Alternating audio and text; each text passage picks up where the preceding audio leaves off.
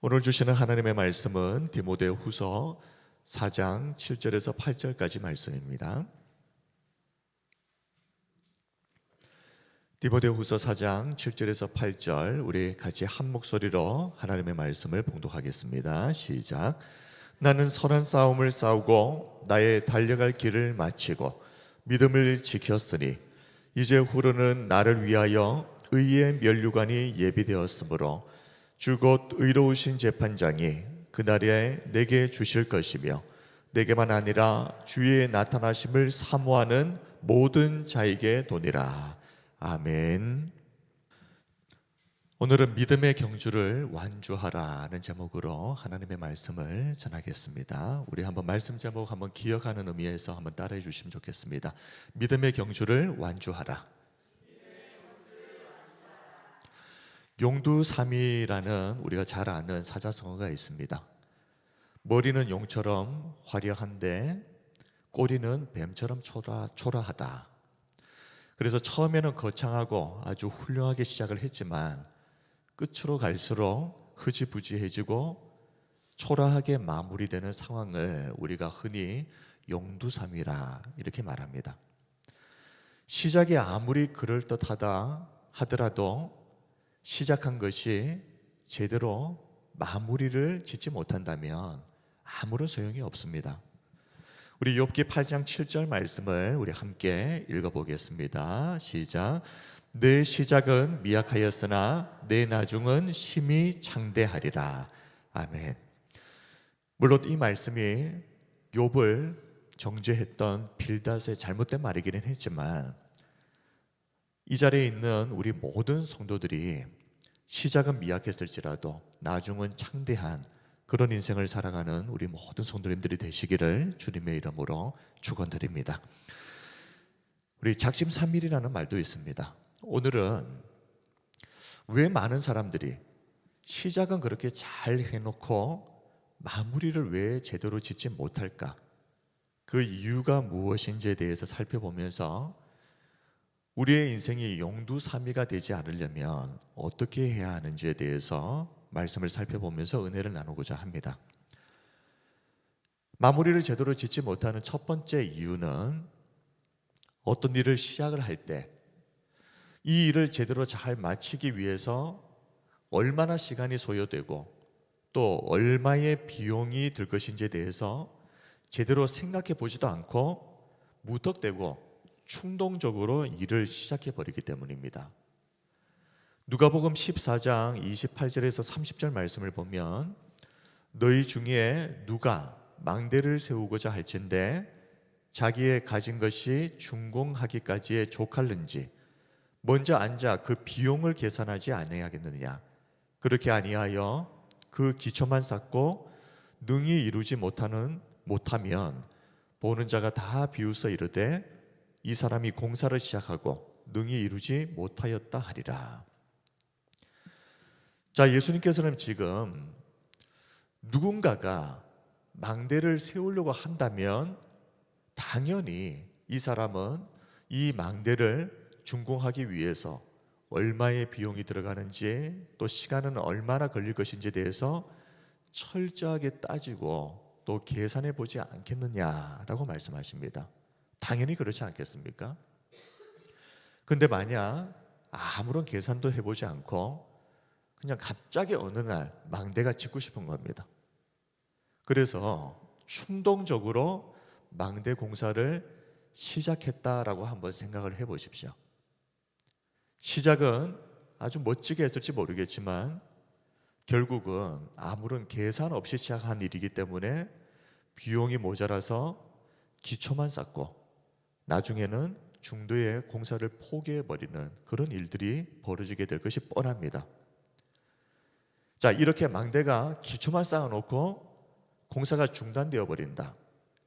그러면 지나다니는 사람들이 덩그러니 이렇게 기초만 남아있는 그 망대의 모습을 보면서 이 망대를 지으려고 했던 이 사람을 어떻게 생각하겠습니까? 참 어리석다. 참 어리석은 사람이다. 그러면서 비웃지 않겠습니까? 돈은 돈대로 들고 고생은 고생대로 하고 그런데 그렇게 수고만 하고 망대는 지지도 못하고. 사실 우리가 차를 타고 지나다니다 보면 시골에 곳곳에 건물을 짓다가만 그런 폐건물들을 보게 되는데 차라리 없는 게 낫습니다. 얼마나 흉물스러운지 모릅니다. 그렇게 짓다가 말 것 같았으면 차라리 안 짓는 게 낫습니다.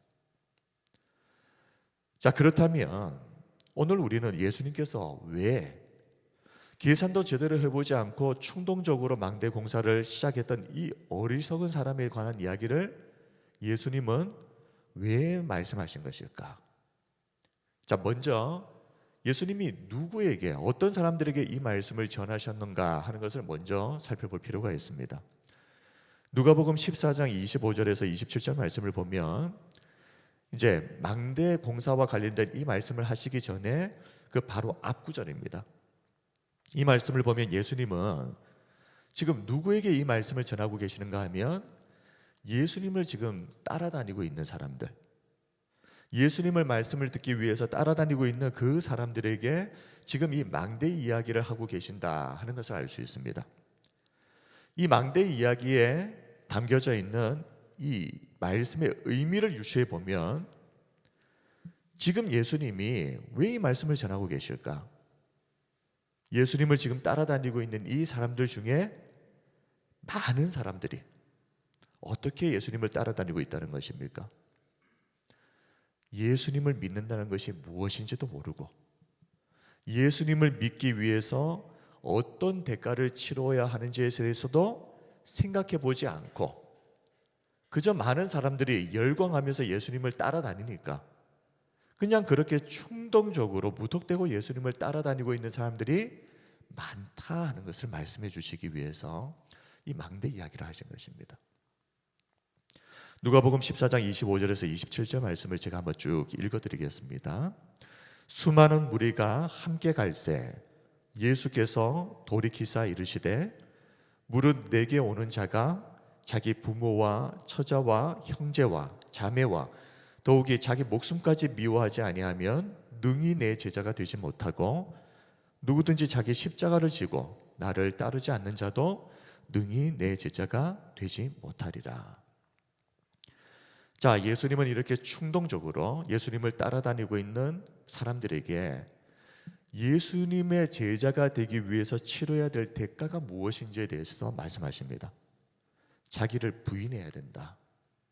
그리고 자기 십자가를 지고 나를 쫓아야 한다. 예수님의 제자가 되기 위해서 마땅히 치러야 할 대가 지불에 대한 말씀입니다. 자, 그런데 만약 이 사람들이 예수님이 말씀하신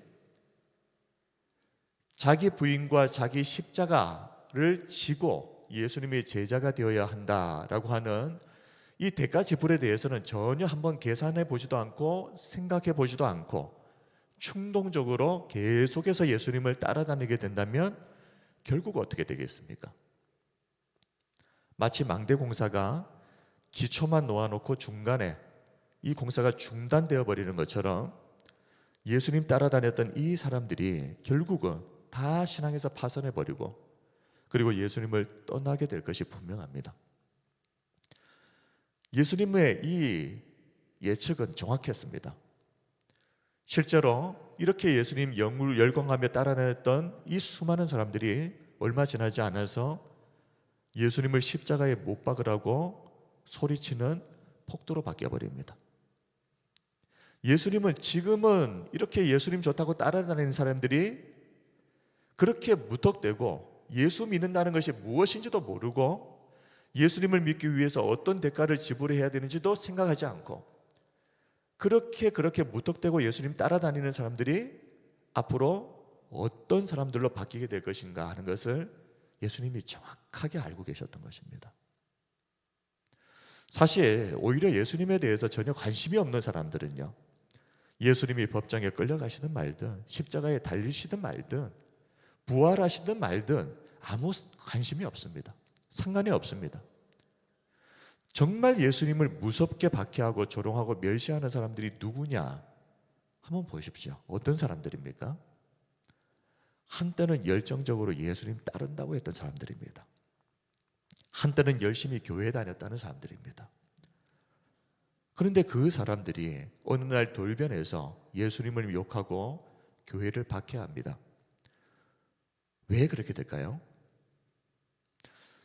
이 사람들은 교회를 다니면서 신앙생활을 하면서 단 한 번도 예수님이 정말 어떤 분이신지, 예수님의 제자가 되기 위해서 어떤 대가를 치러야 하는지 한 번도 진지하게 고민해 본 적이 없는 사람들입니다.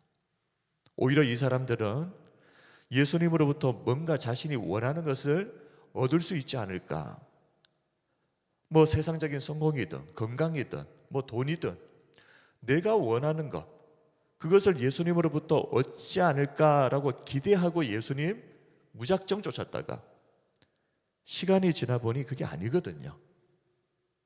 오히려 예수님을 믿기 위해서는 넓고 편한 길이 아니라 좁고 고통스럽고 어려운 길을 걸어야 된다는 것을 알게 되거든요. 그러면 어떻게 합니까? 예수님을 향해서 열광했던 이 사람들이, 교회에서 예배를 드리면서 아멘 아멘 할렐루야 했던 이 사람들이 어느 순간 예수님을 멸시하고 예수님을 조롱하는 폭도들로 바뀌어버리는 것입니다. 우리가 신앙생활을 하다가 중간에 멈춰버리는 것이 이것이 얼마나 무서운 일인가, 바로 이 이유 때문에 그렇습니다. 어설프게 아는 사람들이 더 무서운 법입니다. 신앙생활을 좀 하다가 그래서 뭐 예배를 드리면서 들은 것도 좀 믿고 그래도 뭐 지내면서 창세기 몇 장이라도 읽어보고 그렇게 그냥 어설프게 알다가 신앙생활을 멈춰버린 사람들일수록 시간이 지나면 예수님 더욱 맹렬하게 비난하고 그리고 기독교 신앙에 대해서 누구보다 비판적이고 나중에 이런 사람들이 다시 예수님께로 돌아오기도 참 어렵습니다. 그러므로 예수님 믿는 것은 절대 어설프게 생각하고 넘어갈 일이 아닌 것입니다. 예수님을 믿으려면 똑바로 믿어야 됩니다. 제대로 믿어야 됩니다. 예수님 믿는다는 것이 무엇인지 알고 믿어야 합니다. 예수님을 제대로 믿기 위해서 어떤 대가를 치르면서 살아야 하는지를 알고 믿으셔야 됩니다. 자기를 부인하고 자기 십자가를 지고 따라가는 것이 바로 예수님을 믿고 예수님의 제자가 되는 것이다 하는 것을 분명히 똑똑히 알고 믿어야 우리가 신앙생활을 제대로 끝까지 할 수 있습니다. 근데 만약 이런 신중함 없이 그냥 충동적으로 신앙생활을 하게 되면 매일 감정만, 그냥 뭔가 뭉클한 그런 감정만 쫓게 되면 우리는 결코 이 신앙의 경주를 끝까지 완주할 수 없을 것입니다. 사도 바울은 사람들이 이렇게 예수님이 말씀하신 것처럼 아무 생각 없이 무턱대고 그리스도인이 되겠다고 했다가 중간에 포기하는 일이 없도록 하기 위해서 사도 바울은 자신의 서신서를 통해서 계속해서 말합니다. 그리스도인이 된다는 것은 결코 넓고 편한 길이 아니다. 그런 것을 기대도 하지 마라. 오히려 주님이 걸어가신 좁은 길, 고난의 길을 걷는 것이 예수 믿는 것이다. 왜 사도 바울이 그냥 사람들에게 헛된 희망을 불어넣어주면서 예수님 믿으면 복 받습니다, 잘 됩니다, 건강합니다, 장수합니다, 왜 이런 말을 하지 않고 왜 사도 바울은 예수님 믿는 것은 고난의 길이라고 이야기했겠습니까? 이것을 알지 못하고 시작하면 100이면 100사람 모두 다 중도에 다 포기해버리고 낙오하게 되기 때문에 그렇습니다. 제대로 똑바로 알고 믿어야 신앙에서 파산하지 않습니다. 빌립보서 1장 29절에서 30절에 예수 믿는다는 것이 무엇인지 사도 바울은 이렇게 말합니다.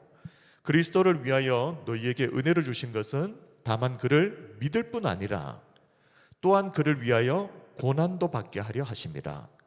이것이 예수 믿는 것이다. 너희에게도 그와 같은 싸움이 있으니 너희가 내 안에서 본 바요 이제도 내 안에서 듣는 바니라.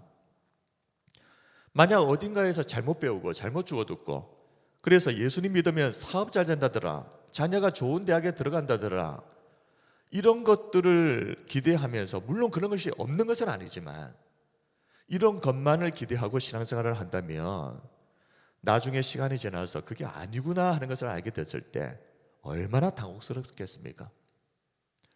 모든 그리스도인들은 예수님 믿는다는 것이 무엇인지, 대가 지불이 어떤 것을 대가를 지불해야 되는 것인지 꼭 기억해야 합니다. 그래야 이렇게 제대로 알고 신앙생활을 해야 데마처럼 되지 않는 것입니다. 잘 아시는 대로 데마는 한때 바울을 도와서 선교에 중요한 역할을 했던 사람입니다. 그런데 시간이 지나서 세상이 더 좋았습니다. 그래서 예수님 버리고 신앙도 버리고 바울도 버리고 세상으로 가버렸던 이 데마처럼 신앙의 용두사미가 되지 않으려면 우리는 정말 예수님 믿는다는 것이 무엇인지 똑바로 알고 믿어야 됩니다. 예수님의 비유 중에 씨 뿌리는 비유를 보게 되면 거기에 네 장소가 나오는데 그 네 장소 중에 예수님을 믿는다는 것이 무엇인지 제대로 생각해 보지 않고 충동적으로 신앙생활을 했다가 좀 어려운 일이 생기니까 바로 넘어져 버리는 그런 사람의 부류가 나옵니다. 네 장소 가운데 돌밭에 뿌려진 씨앗, 우리가 돌밭신앙이라고 부르는 이 돌밭에 뿌려진 씨가 바로 그런 부류들입니다. 마태복음 13장에 이 비유를 보면 돌밭신앙에 대해서 예수님께서 이렇게 설명하십니다. 마태복음 13장 20절에서 21절, 돌밭에 뿌려졌다는 것은 말씀을 듣고 즉시 기쁨으로 받되 그 속에 뿌리가 없어 잠시 견디다가 말씀으로 말미암아 환난이나 박해가 일어날 때에는 곧 넘어지는 자요. 즉시, 곧. 말씀을 듣자마자 즉시 기쁨으로 받았으니 시작이 얼마나 좋습니까? 어떤 사람들은 말씀이 주어져도 계속해서 튕겨내고 말씀을 거부하는 사람들이 있는데 하나님의 말씀이 주어지자마자 그 말씀을 기쁨으로, 그것도 즉시 기쁨으로 받는다는 것, 정말 좋은 시작입니다. 시작이 참으로 창대했다라고 말할 수 있습니다. 그런데 문제는 신앙에 뿌리가 없으니까요. 평소 평안할 때는 괜찮은데 환난이나 박해를 만나게 되니, 여기서 말하는 환난이나 박해는 예수님을 믿는 믿음 때문에 겪게 되는 고난, 예수님이 말씀하신 그 좁은 길, 이런 일을 겪게 되니 너무 쉽게 넘어져 버린다는 것입니다. 이것이 문제입니다. 하나님의 말씀을 즉시 기쁨으로 받는 것까지는 좋았는데 신앙에 뿌리가 없어서 조금만 어려운 일이 생기면 너무나도 쉽게 넘어져 버리는 신앙인. 신앙에 뿌리가 없다는 것을 다른 말로 하면 어떻게 표현할 수 있겠습니까? 감정적인 반응은 너무나도 신속합니다. 그런데 앞에서도 말씀드린 것처럼 예수님을 왜 믿어야 되는지, 예수님의 제자가 된다는 것이 어떤 대가를 지불해야 되는지에 대해서는 전혀 생각하지 않습니다. 그러니 감정적으로 항상 뭔가 이렇게 둥둥 떠다니는 것처럼 그렇게 신앙생활을 하는데 그 속을 들여다보니 신앙의 뿌리가 하나도 없는 겁니다. 그러니 바람 조금 불면 넘어져 버리고 그럴 수밖에 없는 것이겠죠. 지금 우리는 왜 많은 사람들이 시작은 했는데 왜 마무리를 제대로 짓지 못하는가에 대해서 살펴보고 있습니다. 우리 지금까지 전했던 말씀을 통해서 우리는 아무런 계산도 하지 않고 충동적으로 어떤 일을 시작하면 이런 결과를 맞을 수밖에 없는 것처럼 우리의 신앙생활도 그런 것이구나. 예수님을 믿는다는 것이 무엇인지, 지불해야 될 대가가 무엇인지를 잘 생각하지 않으면 우리의 신앙도 기초밖에 쌓지 못하고 중단되어 버린 그 망대처럼 작은 환난에도 쉽게 넘어져 버릴 수 있겠구나. 두 번째로, 시작은 잘했지만 마무리를 제대로 짓지 못하는 두 번째 이유는 자꾸만 미루고 지체하기 때문입니다. 자, 그것을 잘 보여주는 예가 고린도 교회입니다. 고린도 교회는 예루살렘 교회가 흉년에 큰 어려움을 겪고 있었을 때 이 성도들을 돕기 위해서 가장 먼저 이방인 교회로서 예루살렘 교회를 위한 구제 헌금을 작정했던 교회입니다. 시작이 얼마나 좋습니까? 다른 사람들 선뜻 나서지 못할 때 고린도 교회는 예루살렘 교회 성도들 돕자고 가장 먼저 앞장서서 이렇게 구제 헌금을 작정을 했습니다. 고린도 교회가 이렇게 먼저 문을 열어 주었기 때문에 주변에 있는 마게도나의 많은 교회들도 자극을 받아서 우리도 구제 헌금을 작정하겠다 하고 동참을 하게 되는 이 너무나도 아름다운 시작을 그 문을 연 교회가 고린도 교회였습니다. 그런데 잘 아시는 대로 문제는 시작은 너무나도 좋았는데 그렇게 시작한 일이 빨리 마무리가 되질 않고 1년이 지나도록 구제 헌금이 마련이 되지 않는 겁니다. 고린도후서 8장 10절에서 11절 이 일에 관하여 나의 뜻을 알리노니 이 일은 너희에게 유익함이라. 너희가 1년 전에 행하기를 먼저 시작할 뿐 아니라 원하기도 하였은즉. 자, 구제 헌금 작정을 1년 전에 했다는 겁니다. 그리고 원하기도 하였다. 억지로 시켜서 한 것이 아니라 자원하는 마음으로 기쁜 마음으로 이 일을 시작했습니다. 11절 이제는 하던 일을 성취할지니 마음에 원하는 것과 같이 완성하되 있는 대로 하라. 1년 동안 지금 이 구제 헌금 마무리가 안 되고 있다. 그래서 이제는 좀 마무리해라 하고 바울이 말하고 있지 않습니까? 결국 이렇게 되어버린 이유는 차일피일 계속해서 나중에 그러면서 미루다 보니까 처음에는 열정을 가지고 시작했던 일이지만 시간이 지날수록 이 사람의 열정이라고 하는 것은 점점 식기 마련입니다. 나중에는 심지어 어떻게까지 되어버렸는가 하면 마치 구제 헌금을 작정한 적이 없었던 것처럼 그렇게 흐지부지 되어버린 것입니다. 가장 먼저 이 선하고 아름다운 일을 시작했던 교회가 이 일을 제대로 마무리 짓지 못했다 하는 것을 주변 교회들에게 알려지게 되었을 때 고린도 교회도 그렇고 주변에 고린도 교회 때문에 용기를 내어서 이렇게 구제 헌금을 작정해서 이미 다 마쳤던 마무리했던 다른 교회들이 볼 때 서로에게 참 민망한 일이 아니겠습니까? 그래서 바울은 고린도 후서를 보내면서 1년 전에 작정했던 구제 헌금 준비를 더 이상 미루지 말고 속히 마무리할 것을 권면하는 것입니다. 이처럼 일은 시작하는 것도 중요하지만 그보다 더 중요한 것은 잘 마무리 짓는 것입니다. 전도서 7장 8절에 일의 끝이 시작보다 낫고라고 했습니다. 근데 이 일을 제대로 잘 마무리하려면 어떻게 해야 된다고요? 미루지 말아야 됩니다.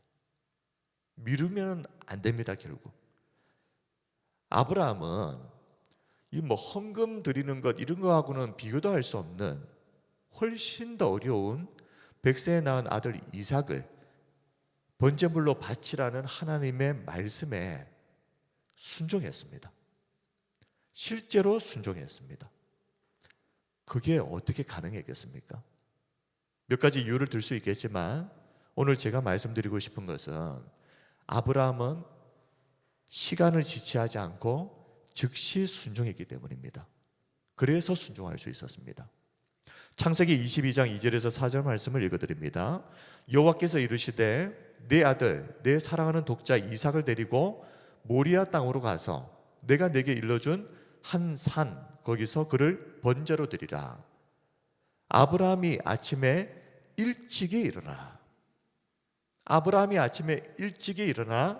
나귀의 안장을 지우고 두 종과 그의 아들 이삭을 데리고 번제에 쓸 나무를 쪼개어 가지고 떠나 하나님이 자기에게 일러주신 곳으로 가더니 제3일에 아브라함이 눈을 들어 그곳을 멀리 바라본지라. 아브라함은 알았습니다. 자기 자신이 어떤 사람인지. 자신이 하나님에 대한 믿음도 있고 세상 어떤 것보다 하나님을 가장 사랑한다, 그것을 알고 있었지만 또 무엇을 알고 있습니까? 백세에 낳은 아들 이삭을 바치라는 그 하나님의 말씀 앞에서 즉각적으로 순종하지 않고 미루고 지체하고 고민하고 시간을 끌고 계속해서 사랑하는 아들 이삭의 얼굴을 보고 있으면 결코 이 하나님의 말씀에 나도 순종하지 못하는 연약한 인간이다 하는 것을 알고 있었습니다. 그도 사람인지라 언젠가는 마음이 약해져서 하나님의 말씀에 순종할 수 없는 나도 연약한 한 인간일 뿐이다 하는 것을 아브라함이 솔직하게 인정하고 또 알았던 것입니다. 그래서 어떻게 했습니까? 아브라함이 아침에 일찍 일어났습니다.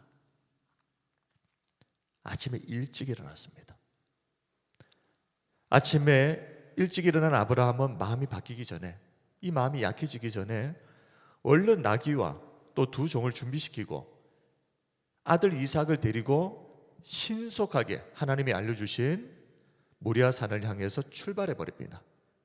일단 고민하지 않습니다. 출발부터 해버립니다. 모리아 산에 도착하기까지 3일이 걸렸다 이렇게 나오는데요, 한번 상상이 되지 않습니까? 아브라함이 사랑하는 아들 이삭과 함께 시간이 조금만 더 지나면 마음이 약해질까 봐 쉬지 않고 나귀를 타고 그렇게 달렸을 이 아브라함의 모습이 상상이 되시지 않습니까? 아브라함도 아는 겁니다. 아무리 믿음 좋아도 아들 바치라고 하는 이 말씀에 순종하기 위해서 조금만 더 지체하면 나도 마음이 약해질 수밖에 없는 연약한 인간일 뿐이다. 즉각적으로 이렇게 순종하지 않으면 시간을 질질 끌다 보면 결국 사람의 의지라고 하는 것은 약해지기 마련입니다.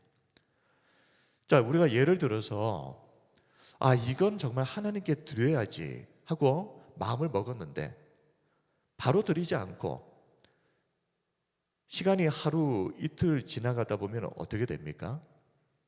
점점 아깝습니다. 처음에는 마음에 감동이 있고 감사하는 마음이 너무나도 가득해서 이거 하나님께 드려야 되겠다 마음을 먹었는데 그 감정은요 하루 이틀 지나고 나면 또 사르륵 식어버립니다. 그러면 그때부터 이거 드려야지라고 했던 거 이거 보니까요, 이 돈이면 이것도 살 수 있고 또 저것도 살 수 있고 아깝게 느껴지기 시작하면서 그러다 보면 처음 하나님께 드려야 되겠다라고 했던 그 마음들은 어느새 사라져버리고 고린도 교회 성도들처럼 마치 없던 일이 되어버리는 겁니다. 저도 살면서 그런 일들이 여러 차례 있었던 것 같습니다. 은혜 받았을 때는, 마음이 뜨거웠을 때는 하나님을 위해서 헌신해야지 했다가 한 이틀, 3일 정도 지나고 나니까요 그렇게 되어버리는 겁니다. 저도 귀한 마음으로 시작한 일들이 중도에 포기하지 않으려면 우리는 절대 시간을 지체해서는 안 됩니다. 즉시 순종하고 즉시 헌신해야 됩니다. 이것이 우리의 의지는 연약하지만 그래도 하나님 앞에 순종하고 헌신하면서 살아갈 수 있는 어쩌면 유일한 방법입니다. 순종은 어찌 보면 시간 싸움입니다. 지체하지 않고 즉각적으로 순종하는 것입니다. 자, 예를 하나 더 들어보자면 지난 시간 우리는 바벨론 포로에서 이제 70년 만에 돌아온 이스라엘 백성들이 무너진 성전 공사를 이제 하기 위해서 시작은 했는데 사마리아 사람들과 주변 나라들의 방해 때문에 이 공사가 중단이 되어버리고 성전 공사가 16년간이나 중단되어 버렸다 하는 이 내용을 살펴보았습니다. 그런데 학개 선지자와 스가랴 선지자를 통해서 성전 공사가 다시 재개됐죠. 그리고 16년 중단되었던 그 공사가 4년 만에 아름답게 마무리됩니다. 자, 그로부터 70년 정도가 지났습니다. 이제는 느헤미야를 통해서 무너졌던 성벽이 이제 재건되게 됩니다. 그런데 성벽을 재건할 때에도 성전을 재건했을 때와 똑같이 이때에도 주변 나라들의 수많은 반대에 부딪혀야 했습니다. 자, 대표적으로 산발랏, 도비야, 게셈 같은 이 사람들이 적극적으로 성벽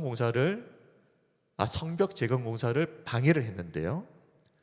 자, 뭐라고 하는가 하면 이 성벽 지어봐야 그 위에 여우 한 마리만 올라가도 이 성벽 다 무너져 버린다. 그러면서 막 조롱합니다. 뭔가 일을 하려고 하는데 주변 사람들이 안 된다 계속해서 그런 말을 하면 무슨 힘이 나겠습니까? 그리고 이 산발랏 도비야 게셈은요, 얼마나 악한 사람인지 성벽 재건 공사를 책임지고 진행했던 이 느헤미야를 암살하려고 했습니다. 결국 미수에 그쳤지만, 그리고 게다가 유대인 귀족들을 돈을 주고 매수를 해서 느헤미야의 의지를 꺾으려고 했습니다. 이렇게 수많은 방해와 모함에도 불구하고 성벽은 중단되지 않고 성공적으로 재건되게 됩니다. 자, 어떻게 이 일이 가능했을까요?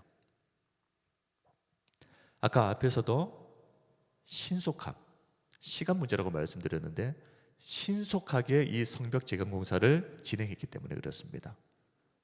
성벽 재건 공사는 딱 52일 만에 공사가 마무리되는데요. 주변 적들의 공격과 방해, 여기에 대비하기 위해서 성벽 재건 공사를 했던 사람들이 한 손에는 작업 도구를 들고 일을 하고 다른 한 손에는 무기를 들고 일을 했습니다. 언제 공격이 들어올지 모르니까. 얼마나 비효율적입니까? 그런데도 이렇게 열악한 상황 속에서도 성벽 공사가 52일 만에 신속하게 마무리가 되었다는 것입니다. 느헤미야 4장 16절에서 18절 말씀, 그때 당시의 상황을 한번 읽어드립니다. 그때로부터 내 수하 사람들의 절반은 일하고 절반은 갑옷을 입고 창과 방패와 활을 가졌고 민장은 유다 온 족속의 뒤에 있었으며 성을 건축하는 자와 짐을 나르는 자는 어떻게 합니까? 다 각각 한 손으로 일을 하며 한 손에는 병기를 잡았는데 건축하는 자는 각각 허리에 칼을 차고 건축하며 나팔 부는 자는 내 곁에 섰었느니라. 자, 이 말씀을 보면 느헤미야의 부하들이 있습니다. 근데 이 부하들 중에 절반은 성전 공사에 투입이 되고 또 나머지 절반은 갑옷을 입고 창과 방패와 활을 가지고 이제 적들의 공격에 대비를 하는 겁니다. 그러니 느헤미야의 그 부하들 가운데 절반은 성전 공사를 돕지를 못하는 겁니다. 자, 게다가 일꾼들도, 일을 하는 사람들도 한 손에는 병기를 들고 한 손에는 작업 도구를 들고 일을 했으니 얼마나 열악한 상황이었습니까? 그런데 그럼에도 불구하고 느헤미야가 모든 사람들을 총동원해서 신속하게 52일 만에 성벽 공사를 마무리 지었던 것은 느헤미야가 뭔가를 알고 있기 때문입니다. 아브라함이 그랬던 것처럼 느헤미야도 만약 시간을 지체할수록 이 사람들의 의지가 약해지고 동력이 약해질 수밖에 없다는 것을 느헤미야가 너무나도 잘 알고 있었기 때문에 상황이 어떻든 상관하지 않고 그냥 오직 하나님만 바라보고 속전속결로 이 성벽 공사를 신속하게 마무리 지어버린 것입니다. 이것이 느헤미야의 지혜입니다. 우리 사랑하는 성도 여러분, 올 한 해 하나님 안에서 결심하고 시작한 일들이 용두삼미가 되지 않도록 시작도 신중하게 하십시오.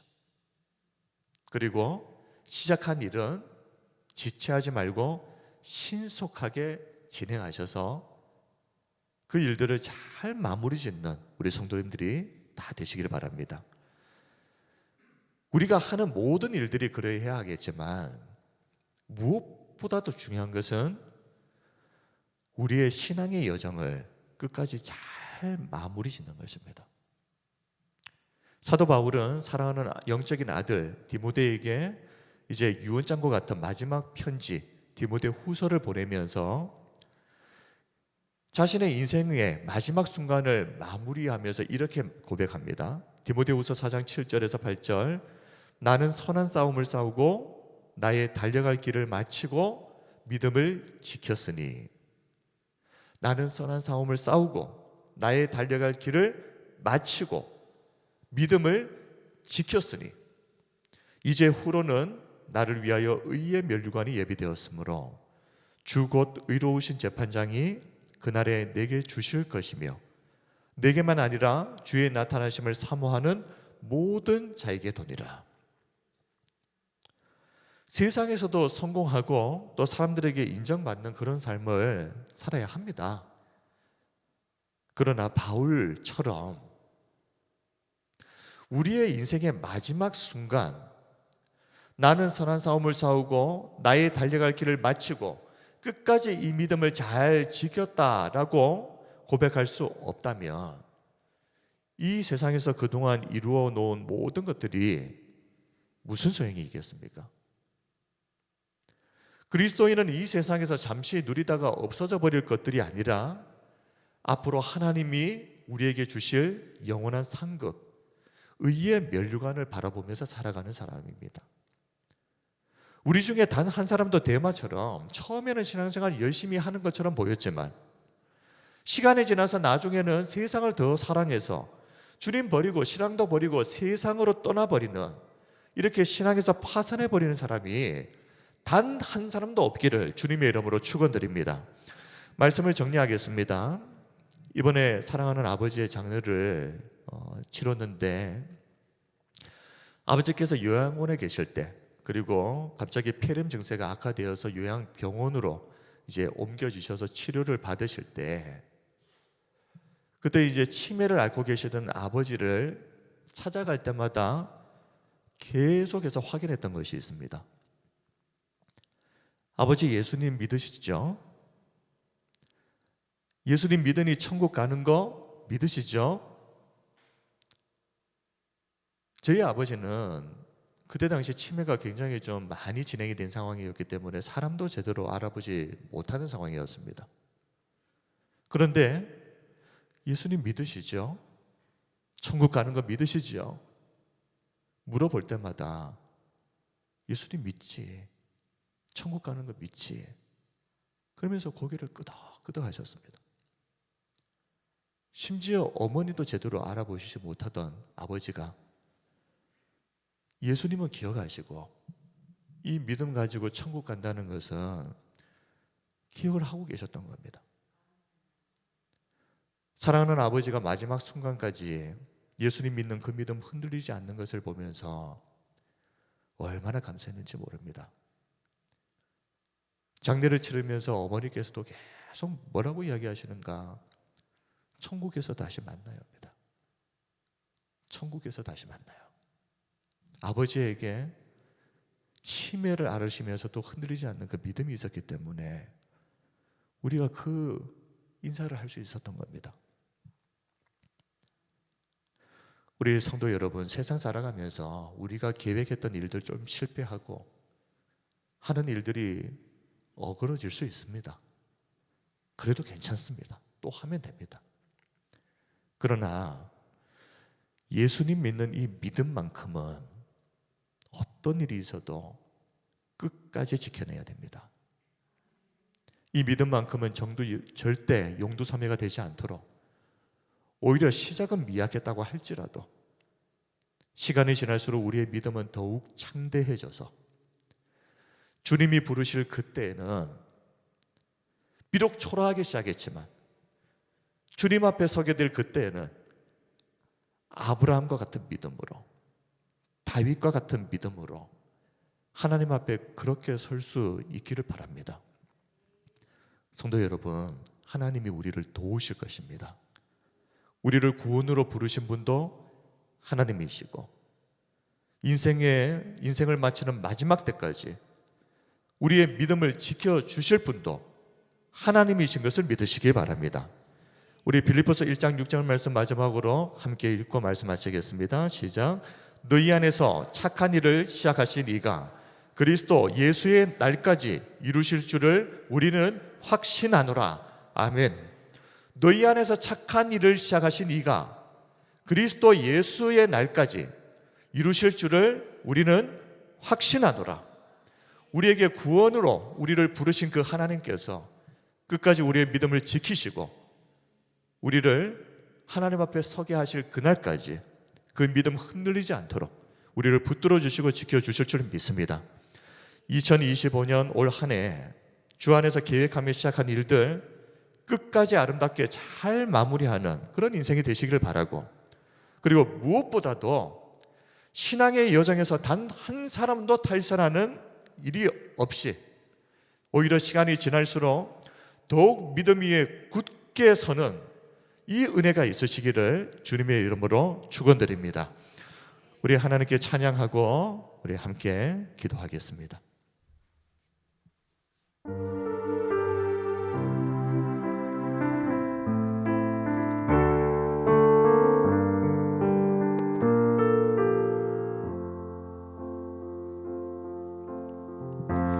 나의 눈가에 주름이 지고 눈물이 많아졌습니다. 잠시 눈 감고 뜬 것 같은데 어느새 여기 있습니다. 가슴 아픈 날도 많았었고 기쁜 날도 있었습니다. 짧은 여정을 뒤돌아보니 하나님의 은혜입니다.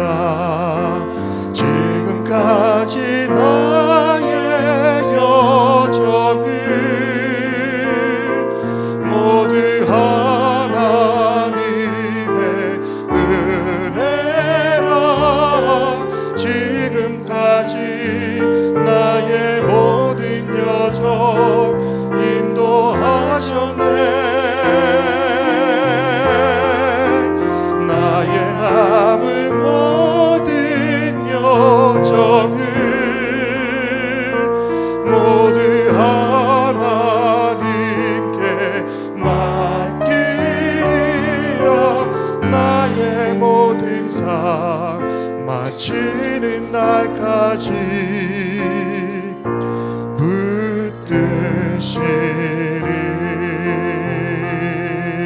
붙드시리.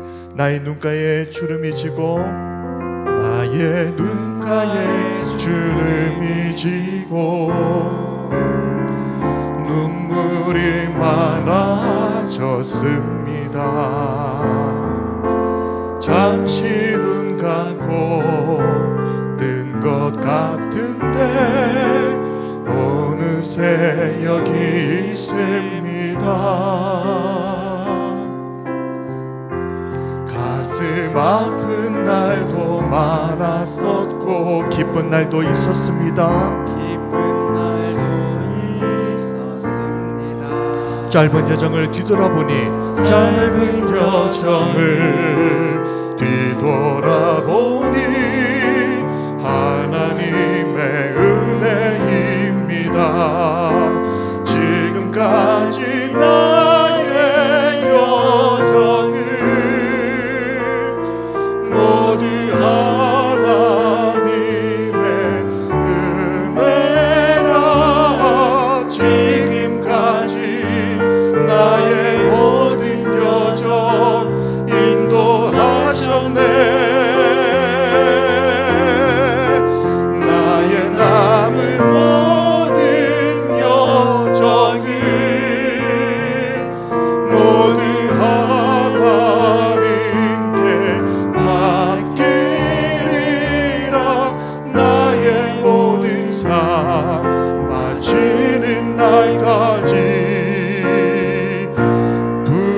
붙드시리.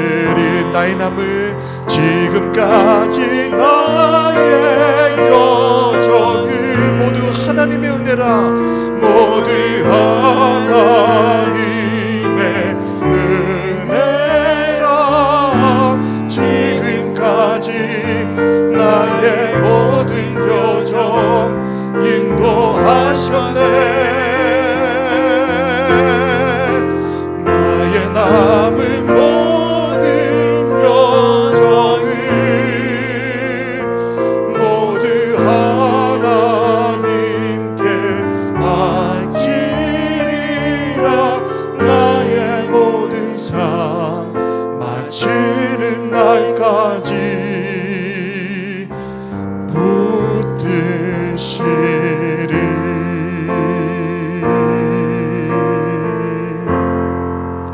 이제 우리 함께 기도하겠습니다. 하나님, 이 땅을 살아가면서 우리의 신앙의 여정 중도에 포기하지 않고 파산하지 않고 끝까지 주님 앞에 믿음으로 설 수 있도록 은혜 베풀어 주시고, 하나님 바라보면서 이 땅의 신앙의 여정 걸어갈 때 예수님을 믿는다는 것이 무엇인지, 그리스도의 제자가 되기 위해서 치러야 할 대가들이 무엇인지를 정확하게 알고, 그럼에도 불구하고 예수님을 따라 믿음의 길을 걸어가는 한 사람의 영혼도 이 믿음에서 파산하지 않는 이 은혜를 하나님 우리에게 허락하여 주시옵소서. 우리 함께 우리 통성으로 기도하겠습니다. 은혜와 사랑이 풍성하신 우리 하나님 아버지, 지금까지 지내온 모든 여정을 뒤돌아보니 무엇 하나 하나님의 은혜가 아닌 것이 없고, 하나님의 도우심을 따라 지금 여기까지 왔습니다. 아버지 하나님, 우리 성도들 예수님 믿는다는 것이 무엇인지, 그리스도의 제자가 되기 위해서 어떤 대가를 치르며 살아가야 하는지, 우리가 걸어가야 할 길이 비록 좁은 길이고 고통스럽고 힘든 길이지만 그 길의 끝에 생명이 있고 구원이 있음을 바라보며 우리 성도들 단 한 사람도 믿음에서 파산하지 아니하고 이 믿음의 길을 끝까지 잘 걸어갈 수 있도록 하나님 인도하여 주시옵소서.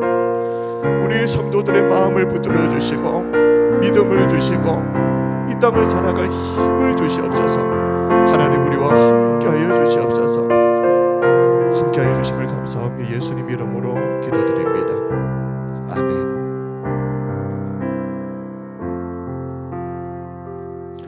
은혜와 사랑이 풍성하신 우리 하나님 아버지, 세상의 일들도 시작하였으면 잘 마무리 져야 하겠지만 세상 일들은 어쩌다가 실패할 수도 있고 마음처럼 되지 않을 수도 있다 할지라도 주님을 향한 우리의 믿음은 이 신앙의 여정을 걷는 동안 결코 파손하지 않도록 하나님 우리를 붙들어 주시기를 원합니다. 비록 우리의 신앙의 첫 시작은 미약하였다 할지라도 시간이 지날수록 더 주님 사랑하고 더 하나님을 위해서 우리의 삶을 헌신하며 주님 우리의 이름을 부르셔서 우리 한 사람 한 사람 주님 앞에 서게 될 때 아브라함의 믿음처럼 다윗의 믿음처럼 아름다운 믿음 가지고 하나님 앞에 서게 해 주시옵소서. 하나님 지금까지 지내온 것 돌아보니 무엇 하나 하나님의 은혜가 아닌 것이 없습니다. 앞으로 살아갈 인생도 이 하나님의 은혜로 살아가게 될 줄 믿고 감사하며 살아계신 예수님 이름으로 기도드립니다. 아멘. 찬송가 301장 우리 찬양 드리면서 봉헌하겠습니다.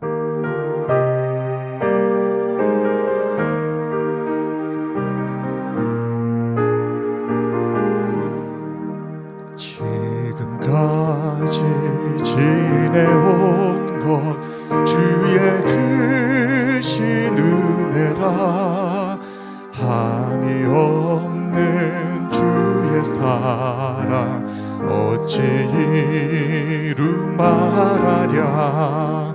자나깨나 주의 손이 항상 살펴주시고 모든 일을 주 안에서 형통하게 하시네. 몸도 맘도 연약하나 새 힘마다 살았네. 물붓듯이 부으시는 주의 은혜 족하다. 사랑 없는 거리에 나 험한 손길 헤맬 때 주의 손을 굳게 잡고 찬송하며 가리라. 주님 다시 배울 날이 날로 날로 다가와 무거운 짐 주께 맡겨 벗을 날도 멀잖네.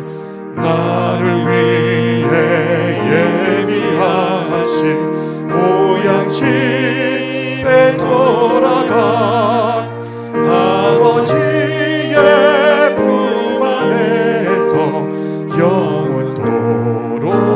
우리 박수 치면서 우리 3절 다시 한번 찬양합니다. 주님 다시 배올 날이 날로 날로 다가와 무거운 짐 주께 맡겨 벗을 날도 멀잖네. 아멘.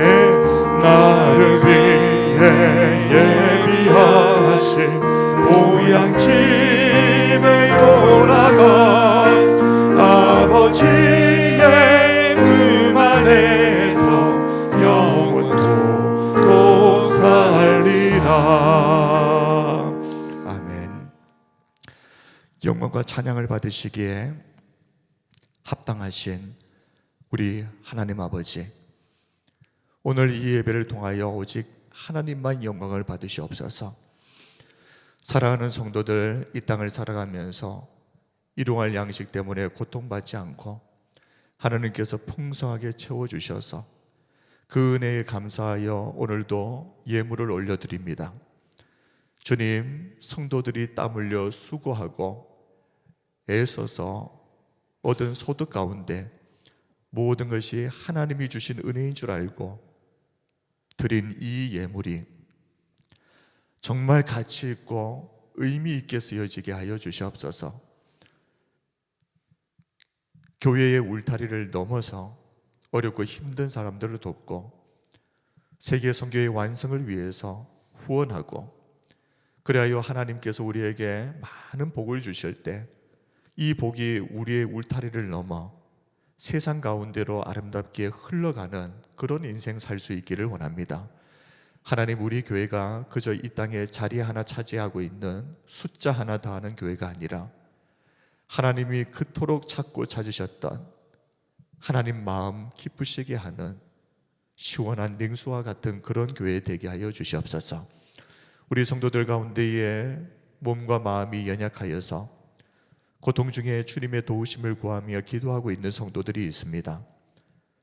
하나님, 치료하여 주시고 회복시켜 주셔서 우리의 남은 인생 건강한 몸과 마음으로 하나님이 주신 사명 아름답게 잘 감당하다가 주님 앞에 서기를 소원합니다.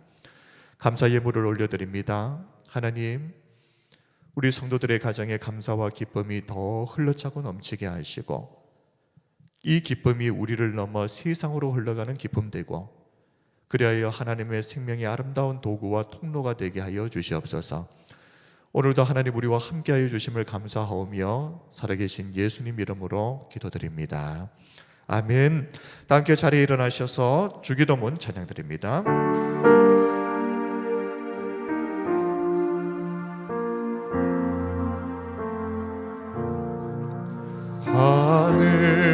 하늘에 계신 아버지, 이름 거룩하사 주님 나라 임하시고 뜻이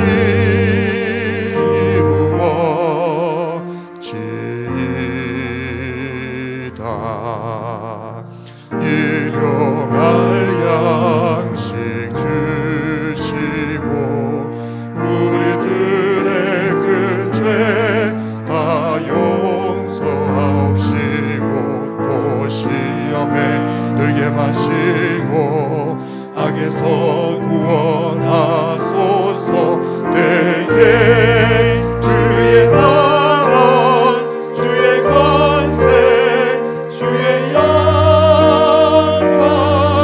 영원히